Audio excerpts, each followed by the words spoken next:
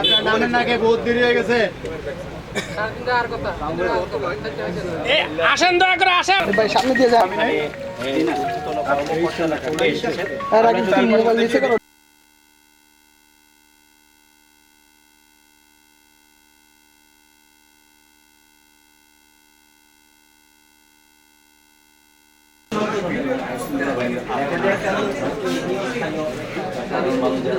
Private limited সম্পত্তিটি রক্ষণাবেক্ষণ, ব্যবস্থাপনা এবং তদারকির জন্য জেলা প্রশাসক নারায়ণগঞ্জকে রিসিভার নিয়োগ করা হয়েছে।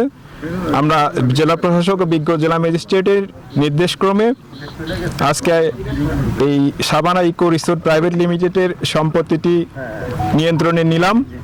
আমরা এ সময় আমাদের সাথে দুর্নীতি দমন কমিশন, জেলা কার্যালয়ের সম্মানিত উপপরিচালক, আমাদের রূপগঞ্জ উপজেলার সম্মানিত উপজেলা নির্বাহী অফিসার, সহকারী ডেপুটি কালেক্টর, অন্যান্য কর্মকর্তারা উপস্থিত ছিলেন। আমরা নির্ধারিত কমিটি কর্তৃক পরবর্তীতে সভা করে এই সম্পত্তিটির ব্যবস্থাপনা এবং রক্ষণাবেক্ষণের জন্য কি কর্মপন্থা নির্ধারণ করা যায় আমরা সঠিকভাবে সেটা নির্ধারণ করে পরে আবার আসব। আপাত দৃষ্টিতে আমরা 2 তলা একটি ভবন পেয়েছি।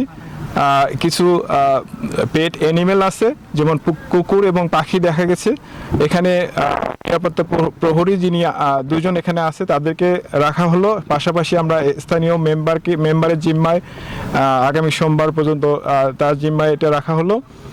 এরপরে আমরা কমিটি কর্তৃক কর্মপন্থা নির্ধারণ করে পরবর্তী ব্যবস্থা গ্রহণ করব। ধন্যবাদ।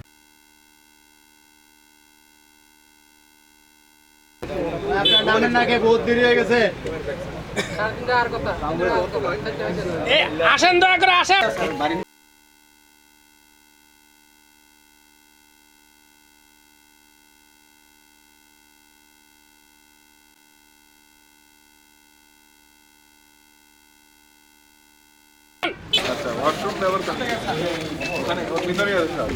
আপনারা জানেন যে এখানে যে অনুসন্ধানকারী কর্মকর্তা, তার আবেদনের প্রেক্ষিতে বিজ্ঞ সিনিয়র স্পেশাল জজ আদালত ঢাকা উনি একটা আদেশ দেন এবং এই সম্পত্তিটা ক্রোক আদেশ দেন এবং নারায়ণগঞ্জের জেলা প্রশাসক মহোদয়কে রিসিভার নিয়োগ করেন।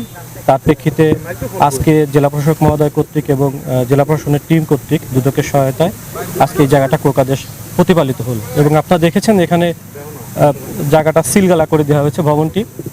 আমরা এই পরবর্তীতে এসে এটা যে কমিটি একটা গঠন করা হয়েছে জেলা প্রশাসক স্যারের নির্দেশক্রমে, সেই কমিটির সিদ্ধান্ত মতো আমরা পরবর্তীতে এখানে ব্যবস্থা গ্রহণ করব। আর এখানে মূলত রয়েছে 4টি প্লট।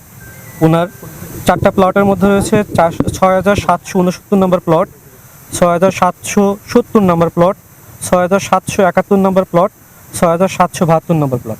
এটা কত নাম্বার?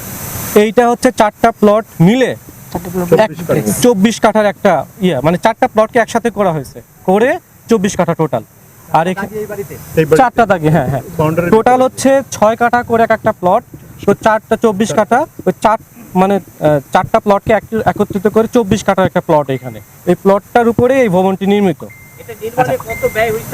এইটা আসলে পরিমাপ না করে কিংবা এই মুহূর্তে আসলে অনুমান ভিত্তিক বলা আসলে সম্ভব না। এটা আসলে মেজারমেন্টের ব্যাপার স্যাপার আছে, তো এই মুহূর্তে হঠাৎ করে বলাটা আসলে সম্ভব না। নারায়ণগঞ্জে তো ওনার আরো অনেক সম্পত্তি রয়েছে, তো সেক্ষেত্রে আপনারা সেগুলো কতটুকু অনুসন্ধান করে বের করেছেন এবং সেই ব্যাপারে কি আপনারা ডিসিশন নেবেন? আপনারা জানেন যে অনুসন্ধানটি চলমান রয়েছে।